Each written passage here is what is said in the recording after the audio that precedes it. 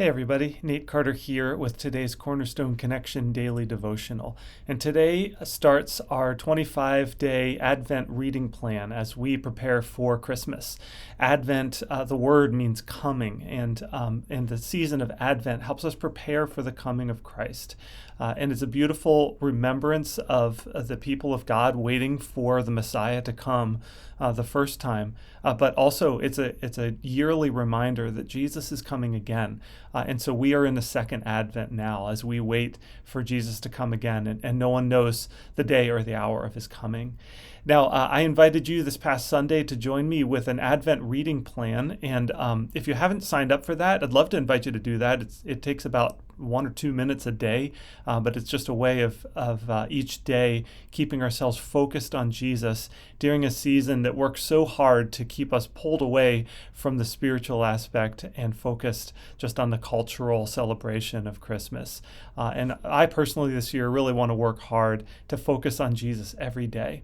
So let's dig in today together.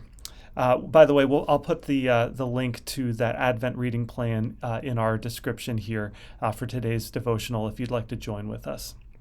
Today's reading comes from Luke chapter 1, beginning in verse 5. In the days of Herod, king of Judea, there was a priest named Zechariah of the division of Abijah. And he had a wife from the daughters of Aaron, and her name was Elizabeth. And they were both righteous before God, walking blamelessly in all the commandments and statutes of the Lord. But they had no child, because Elizabeth was barren, and both were advanced in years. Now, we know what's going to be coming along here, and maybe I won't blow the ending too much here, but all that's about to change for them. And what we know that what's coming up is Elizabeth is going to find out that she is pregnant.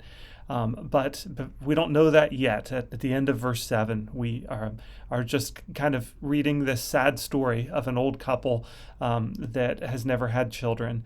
In Old Testament times, which I guess this is technically New Testament now, but in biblical times, that would have been a shameful experience for a woman not to be able to have a child. But even today, it's so difficult for people to find themselves in infertility. And my wife and I found ourselves in infertility for years. And we know how difficult it was, especially when we were finding out, our sisters and brothers were having children, and our friends were all having their second children. And here we are, and we still didn't have any children. And I learned two things from this. First of all, which is, I think, pretty much the obvious understanding from this chapter, is that when we think that our story has been defined, that our story is over, God's not done with us yet. And so Elizabeth and Zechariah undoubtedly had set themselves up and just said, well, I guess we're not going to have children. And so they had just kind of set their minds to that. But in fact, God had big plans for them that were just around the corner, even bigger than just having a child, but have a especially special child.